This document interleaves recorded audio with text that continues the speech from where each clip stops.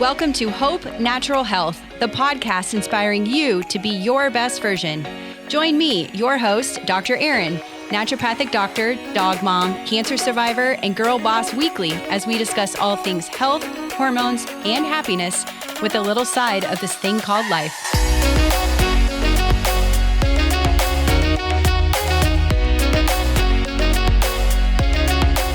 Welcome back, everyone, to a new episode of the podcast. But first, last week we discussed the potential for a nutrition label for news content. This was a very interesting conversation I had with guest Alex Fink. So go back and take a listen to that if you missed it. And this week we're going to be talking about patient advocacy. And I have a special guest here, Melissa Mullamphy. She holds a master's degree in counseling psychology. She's a healthcare expert, advocate, and critically acclaimed author. She earned her degree in counseling psychology. She worked as in psychiatric emergency room and headed up various nonprofit events and organizations before turning to the corporate world and working as domestic operations manager for one of Warren Buffett's companies, General Reinsurance, for nearly 2 decades. Putting it all on hold to help her mother during her cancer diagnosis and treatment, she saw firsthand the failures of a broken medical system, a system full of good people working in a critically deficient framework, and has since turned her advocacy to authorship, penning hundreds of critically lauded articles and posts arguing for ways to improve healthcare systems and patient care. It's going to be a great conversation, so welcome to the show, Melissa. Thank you for having me. Appreciate it.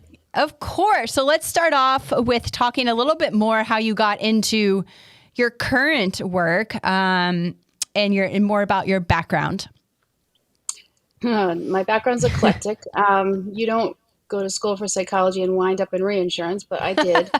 I worked for a great company for 20 years. When I graduated from my college with my master's degree, I applied for a couple jobs in hospitals in the mental health realm, and the pay was less than it cost for me to get my degree, and I couldn't afford it. So I was making more money making travel arrangements for corporate executives than I would be helping people.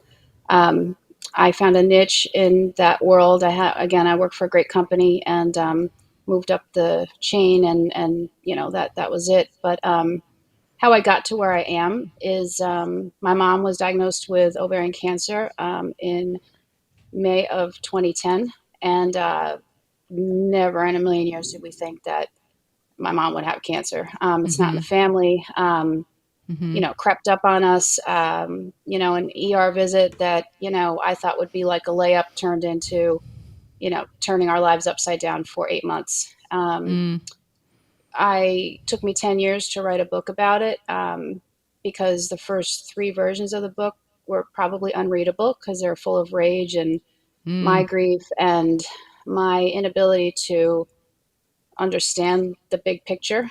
So it took me a long time to get a decent book out because I had to offer something to the reader in addition to what happened to my mom with full transparency, but also what I did right, what I did wrong, and what I should do better, and what you absolutely have to do if one of your loved ones is very ill and you have to do for yourself.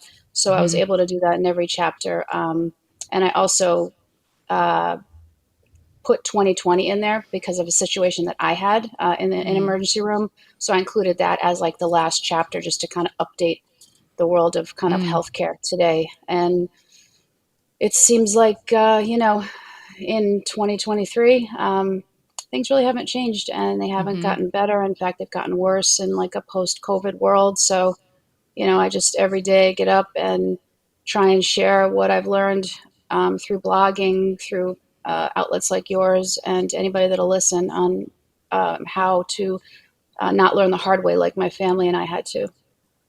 Yeah. So can you talk a little bit more about that and learning the hard way and how you've overcome that, now moving forward, even to your experience in 2020? Man, I've got so many experiences. I'll talk about my dad for a moment.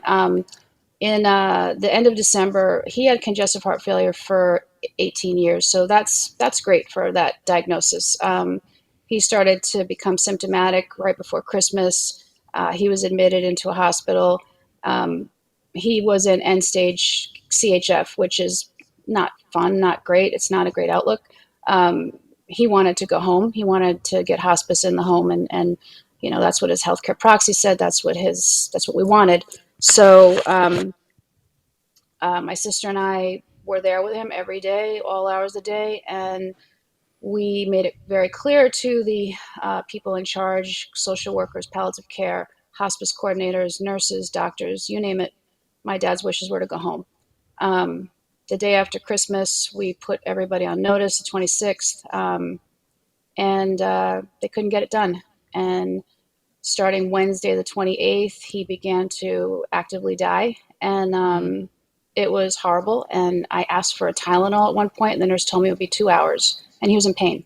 And my dad is from the generation that don't comp to being in pain. So if my dad says he's on a pain level 8 out of 10, that means it's really at 15, because he just would never admit to anything like that. So to make a long story short, I was almost like a stalker. I kept being nice, but I kept knocking on the social worker's door and the people's door, like, what's going on? He's got the right insurance. This is what he wants, the whole thing. And they kept saying, we'll get back to you. We'll get back to you. We'll get back to you. So finally I just said to my sister, you know what? They leave at 4:30. I'm going to plant myself by the elevator. And I said, I guarantee she leaves, and it's Wednesday afternoon and she still doesn't get back to me. Sure enough, she's leaving for the day, and I'm like, excuse me, remember me? The one that for 3 days you haven't got back to. And so now she had to talk to me. So they said at that point my dad was going to get a private room. And I said to my sister, I said, we're not going home. And she's like, yes, we are. I'm like, we're not going home. And we didn't go home. And the thing that stinks is that on Thursday, he started to really actively die. And if you've ever seen that, you're a doctor. You know what I'm talking about. It's horrifying, especially if you don't know what you're looking for or what's happening. And the people in charge did not bring comfort meds till 10:15 on Friday morning, the 30th. So we started the process on the 26th. We got comfort meds at 10:15 on Friday morning. So what I watched, what I saw, what I went through is never going to leave my brain. And there's no accountability. I wrote letters. I wrote all the way to the top because I've dealt with people. I was trained to talk to people, had meetings with people, C-suite people my entire life, my career. And you just get sorry letters. Well, sorry doesn't cut it. My dad suffered and the pharmacy was 2 floors up. What are you going to do about it? Where's your accountability? And it's not about money. It's not about money. It's about, I look at what happened to my mother. It's in the same facility. If you read the book, every chapter there's a mess up. What happened to me in 2020, the cliff notes are, I have a bunch of GI issues. I went in with very bad abdominal pain. For 7 hours, I was in the ER. They actually did an emergency endoscope. They said I was fine. They said nothing was wrong. Patient is not in pain. In fact, I became a code gray. I didn't know what a code gray was. Do you know what a code gray is? I do not. I've never worked in a hospital. Okay, well, code gray means a difficult, possibly violent patient. I became a code gray because at one point the nurse came in to me, unplugged all my vitals, and says, you're going home. I couldn't move. If I could move, I would have called my husband or 911. So I said, this is effing ridiculous. And with that, I became a code gray. But the good news is, when I got up to go to the bathroom, thankfully, I passed out. And when I woke up, there were 2 nurses on each side of me, the one that deemed me a code gray as well, flooding my body with fluids because my BP was 70/30. For 7 hours, they never even did a CBC. So when they finally did the CBC, I had what they call gastric volvulus, which they found out the next day because I woke up 2 days later in ICU, where it's where your stomach flips and it pulled off my spleen. So I was bleeding out. And they were discharging me because I was fine. How do you sit in a hospital emergency room without doing a CBC? But I got that COVID test. So I've Not had funny. a lot. I'm sorry. Not funny. Yeah, no. You can laugh. It is funny. It's ridiculous. Sad. It's crazy. Yeah. Yeah. And like with my dad, it's like, it's 8 months. And, I'm still talking to the facility Mm-hmm. because, again, it's like, all right, what are you going to do to make this right? What are you going to do? And I know from a legal perspective, they can't tell me about their employee internal issues. And Mm-hmm. I have at least 12 apology notes, and I'm tired of getting apology Mm-hmm. notes. I want, what is Dr. X and Dr. Y and social worker D and hospice lady C, what are you going to do about it? Because Mm-hmm. I'm not the only one that this happens to in Yeah. my family. Like, I know 10 other people in the area that I live in have had the same kind of thing happen to them. Mm-hmm. And they don't push back because they don't know how to. And it's like, if you don't find your voice, who's going to? Who's Mm-hmm. going to help you? And this is what I said to the CEO directly. I said, one day you and I are both going to be in that patient bed. If you don't fix it now, we're going to suffer the same thing. So Mm-hmm. how are you going to fix it? You know, So what can we do? it's a funny that you ask. I mean, I have said, like, I was a manager for 20 years in corporate. I don't know how things work with doctors. I don't know how things work with nurses. I know people think that I'm an anti-doctor. I'm not. I had doctors save my life 3 times. I think doctors are great. I think nurses are the connective tissue that make or break your healthcare. Um, but when I was in corporate, every year we had a performance review. Mm-hmm. If I did not do what I said I was going to do the year before, I felt it in my pocket. If the corporation did not do, was Mm-hmm. sort of in the red, again, I felt it in the pocket. That was how we were judged, I guess, if you want to call it, each year. I say, what happens to nurses and what happens to doctors? Are they judged on patient outcomes? Like, if you think about value-based healthcare, you know what that is, right? It's Mm-hmm. basically, sorry, it's basically, if you're a knee doctor and you are compensated more if you don't have a lot of returns, if you don't have a lot of infections, if your patient adheres to their physical therapy schedule and comes out with a good outcome. Like, where Mm-hmm. are the standards for healthcare? Like, I don't think there Mm-hmm. is any. Mm-mm. And I'm not trying to beat up doctors because I have the best GP in the world, and there's a lot of doctors that I look up to, and I'm thankful to have great medical insurance. But everybody else that has a job is held to standards. We all have performance reviews. We all have to Mm-hmm.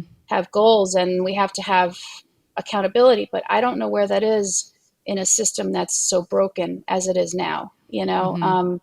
When you have, like, when we were in the cardiology unit with my dad at the end of the year, there were nurses that were tired. There were nurses that were working 3-hour shifts. There were nurses that are walking around with PTSD because of what they went through for COVID and have not seen anybody for any kind of treatment. Um, I had a situation in July. I was in one of the top 10 hospitals in the country, and it was a same day surgery. I had incisional hernias from the 2020 issue.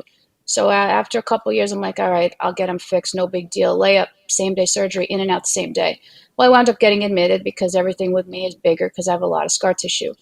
Um, Next day, I was okay because I still had the effects of they give you the nerve block shots in your abdomen in the OR. And then I started telling the nurses and the doctors, something's not right. I'm in more pain than I should be. I'm nauseous, the whole thing. And they kept just trying to throw Percocet at it. And I'm like, I can't take Percocet. It makes me puke, the whole thing. So, to make a long story short, they wouldn't listen. And I was crying, I was begging, I was puking, you name it. And I think they saw it as drug seeking behavior. So the next morning, the nurse, the LPN comes in to take my vitals, and it's like, I don't know, 70 over 30. Then it's like 58 over 20. My oxygen's like 88. All of a sudden, crash carts are coming in, 20 people in my room. I'm like 1 foot in, and I wound up getting sepsis shock and wound up taking a rocket ride to surgical ICU for 8 days. And that can happen anytime you go to a hospital, but I felt it coming. It happens quick. I've read about it. You have about an hour window to survive it, and I survived it, which is fantastic. But I knew. and I told them and they wouldn't listen. So Mm-hmm. recently I had my follow up with the surgeon. Surgeons, they do their job and they leave. It's up to the residents to manage your care afterwards. And I told him, I said, listen, thank you for doing what you do, but you got to have a meeting with your residents and tell them that if someone's saying that they're in pain and doesn't even do the basics like run labs, that's a problem. That's like should be medicine 101. Because if they Mm-hmm. did, they would have saw my CBC levels were off the chart. So Mm-hmm. again, another holy cow less than a month ago for me. And Yeah. I have a big mouth. So what happens to the person that gets white coat syndrome and won't won't press back on doctors or Mm-hmm. nurses? That's what really makes me nervous. And there's so many people like that. Oh, yeah. So I'm assuming, I kind of know your answer, but with the state of healthcare, the broken healthcare and the experiences you've been through and have seen in your own community and friends and family, like how does someone find a patient advocate and when would they consider having one? That's a tough question because, and I always say this, and I say it in my book, patient advocates are great, but they have a limit. Mm. I all my letters that I wrote after my dad died got responded to by the patient advocate. Very nice, thank you very much, tell you everything you want to hear, but they have no ability to make change. They Mm-hmm. are they are limited. They draw a paycheck from the facility that you're mad at or that you're upset with, Mm-hmm. and they're limited. So, to answer your question, every hospital has a patient advocate. Every hospital has a social worker, patient experience person, whatever you want to call it. But you have to understand that they are limited to make change. It's funny because in cleaning out my office, I found the first letter that I wrote when my mom passed away in um, December of 2010. Yeah, no, 2010. Yeah, December of 2010. I found the first letter that I wrote to the patient advocate, and it was like reading it, and I'm like, all the answers from the lady are the very same thing that I just got from Mm-hmm. my dad. Nothing Yeah. changed. The doctors still work there.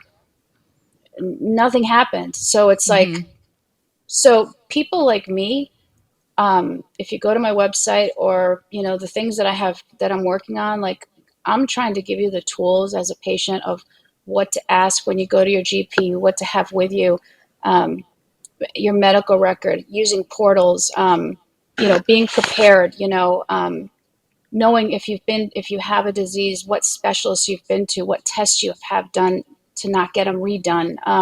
Like you can position yourself to have a more successful outcome if you have your information and history squared away. Mm-hmm. And that helps doctors too. Oh, Doctors yeah. want that. They don't want to have to do like a some kind of investigation on you because you're not prepared. The more Mm-hmm. information you can give to them, the better outcome you're going to have. Absolutely. Yeah. And the more things that happen to you, the more of your history plays a role in, a future event, et cetera. Like for you, it's like you told Right. them, like, I've had this issue, the abdominal Yep. issue in 2020 caused the scar tissue, et cetera. Like this is going to happen. So you gave them that Yeah. information and they kind of knew or Right. hoped to know.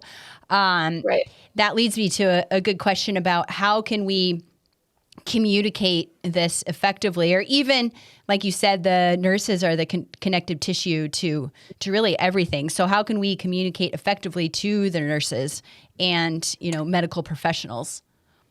I always say like I'm like you never want to be an idiot. Like you're not going to get anywhere being an idiot. And I've been an idiot. Like when the nurse told me 2 hours to get my dad Tylenol, I flipped out. I'll just Yeah. say it because I was, you're emotional. You're watching your father die, and they tell you 2 hours for something that's in your purse. Right. So so you have to be respectful because everybody's under stress. Like the nurse to patient ratios are too high for the nurses.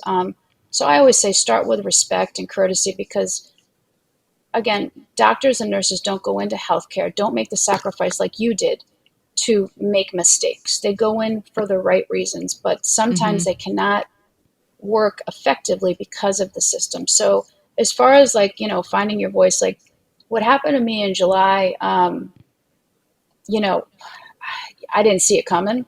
Now that I've had sepsis shock, I mean, I've had it twice in my life, but now that I've had it a second time and know how dangerous it is and know, like, when I was failing, like I kept, like, I don't know what happened to me, but I was getting like tired. I was like feeling myself fall asleep, and the doctor was in my face screaming, "Stay with us, Melissa." So I was really not doing so good. And I saw the look on the one resident's face that was ignoring me for 24 hours, and they were scared because I had said, I kept saying, guys, something's wrong, something's wrong. And I don't want to be right. I'm not trying to be right. I'm not bragging about being right, but if you feel something in your gut is not right for yourself or a loved one, you have to say something. The Yeah. other thing is, a lot of people don't realize if you're working in a teaching hospital, you don't have to allow students. Like, you want to be a good teammate, right? But you don't have to allow students. I'll give you two reasons. When my mom was with the cancer, she had bilateral DVTs and pulmonary embolisms from the cancer. Cancer causes clots. She was up in cardiology. It was late. I visited her after work. Um, so I'm up there. You know, she's on Ativan. She's on uh, Dilaudid. You know, she's on like a cocktail to sleep. And a resident comes in, a student, and he's like, "What is your DNR information?" And my mom's like, "Well, if there's no hope, I don't want anything." With that, he took his clipboard and left. And I said, "Whoa, whoa, whoa." I said, "Ma," I said, "you just told him if you go into cardiac arrest tonight, you don't want to be resuscitated." "No, I didn't." "Yes, you did." "No, so I went to the desk. I had the guy come back. I said, "Sir, what did you just hear?" She's no code. She's a DNR. She doesn't want anything." I said, "Absolutely not." I said, "What my mom meant by that is she doesn't want to be on a vent like most of our parents think, and she doesn't want to ever have a feeding tube. But you didn't ask her enough questions to find out the right reason. Please update your chart." Then it gets better. And I'm not making this up. I happened to, I was leaving and I wound up looking at her wrist, you know, looking at her IVs and stuff. And it had the wrong lady's name on it. And I know the lady's name, but you know, herself, I'm not going to name the lady, but I remember it like it was yesterday. And it was at a time where, you know, you're not thinking about a suit or anything like that. But I said, "Holy God." I said, "Ma, you're on a cardiology floor. You could go down for an angiogram at 2 a.m. and you're not even going to know it because you're jacked up on Ativan. And right now, you're this cardiac patient. That's your meds. That's your file. That's your allergies. That's everything." So I went to the nursing station. I got the head nurse. She came, cut it off like really quickly, and put the right thing on. Another note to the patient advocate. I had a note to them every single month. You know, I was a pebble in their sneaker, and that's fine because you have to be. You just have to be. Like, I can't say enough that, I mean, look what just happened to me. It truly is a matter of life and death. You know, when I got admitted into surgical ICU, my sister-in-law is a delivery nurse in the Bronx. She's been a delivery nurse for 30 years. I didn't ask her to come down. She said, "What room are you in?" And I'm like, "Don't worry, don't come down. You know, I don't like to ask for help. I'm fine. You know, they got it squared away." She goes, "I'm in the parking lot." She came upstairs. Within an hour, she said, "What antibiotics is she on? Why haven't they been started? Why doesn't she have a PCA for pain control? Because when you're septic, the sheets hurt you. Like, everything hurts." Um, and within 45 minutes, they had that. And she wasn't being a jerk to the other nurses. She just knew what she was talking about and was like, chop, chop, chop. And she got it done. And I'm like, you know, Joe Strong, I don't want to ask for help. But she came down and everything got done. Like, sometimes you just need another person to be your cheerleader, your advocate, your person to lean on, your person to take notes. You know, so again, it's a long way of saying you can also, you don't have to use students. The last thing I'll say is about my dad is, when he was dying, he had a defibrillator pacemaker in his chest. On Friday, after they had given him the comfort meds, all of a sudden, I'm not kidding you, I saw about 15 people heading to his room, and I had just stepped out for a minute, and I'm like, "Excuse me, what are you guys doing?" And they're like, "Oh, we're going to go in and deactivate the defibrillator." And I'm like, "Okay, Dr. X and Dr. Y, you can go, but the whole band has to stay out of here." Like, where's your tact? Like, my dad is dying. Me and my sister are like on the floor, ready to throw up because of what we're seeing after the meds. And you're going to have, I mean, what are you thinking?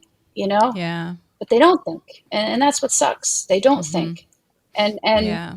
I would say the average person is not going to push back like that. And listen, doctors and nurses are already beat up from COVID. I'm not saying that you got to be an idiot, but you do in some cases need to push back on things that just don't make sense or feel right, Yeah. because they make mistakes. They're human. Oh, for sure. And you know your body best. Exactly. So Yep. they don't know what you're feeling inside. Yeah. So, Yep. You know your body, and you know the meds that have worked, meds that don't work. Like me with the Percocet, I kept saying, I can't take it. It doesn't help me. And it also but they wouldn't listen, and then the stuff went downhill. Then they listened, but it could have like been a one-way trip. Yeah. Wow. This has been so awesome talking about this. I really appreciate you sharing all of this. I know it's not easy to talk about. You've been through a lot, you and your family. So I appreciate that. But the more we speak about it, the more we learn and the more we can advocate for ourselves and our loved ones, et cetera. So it's so important. I will wrap this up, though, with one question that I ask all my podcast guests. What would be your best or favorite health tip that you can share with the audience? Go to your doctors prepared. If you have the access to a patient portal, even if you're not tech savvy, download it. Make sure you have access to it. Know what medications you're on and go over it with your doctor at all times. And it's critical to be prepared and have a history. And if you can't do it, get someone that can. Yeah, such good advice. And it's tough. I mean, I've been through a whole slew of medical stuff too. And I've learned from my mom, who's been through a whole slew of medical things. Like, she keeps a very good record. And she was hospitalized, I don't know, a month or so ago. And the doctors are asking her this. She goes, I have it. I know this. I know this. Like, it was all in her little notebook. And I applauded her for that. And it was, over electrolytes, and they're trending it and they're seeing it over time. But, she didn't have that information, which was really good information for what she was going through. Like, it could have been a worsening experience, or they might not have been able to treat her as effectively because they didn't have the whole picture. So super awesome to keep some sort of log, even in your phone, whatever the case, even family history. That was something that I struggled with, oh, do you have a family history of this? I think so, but I'm not entirely sure what it was. So now that's all armed and ready for anyone that asks me. And it's insane now with the technology that we have. You go to one doctor and you go to the same medical practice and they ask you the same questions again. And you're like, well, aren't I in my system? Or in the system? And you are, but you're not. And even with like the emergency room situation my mom was in, she's like, I was just here for my thumb, something silly, everything. She goes, oh, well, you're not in here. So she had to repeat the information again. So you never know when you're going to need it. So just have it with you. Keep a notebook online, like you said, a patient portal, put everything you possibly can in there. So really good advice. Oh, Melissa, this has been awesome. She's got her book. If you're watching on YouTube, it's right behind her, Not in Vain. And we will make sure that we include the link for her memoir in the show notes. But again, I really appreciate your vulnerability and your sharing of all of this information. Greatly appreciated. And I know the audience learned something. So thank you for being here today. And we will see you all again next week.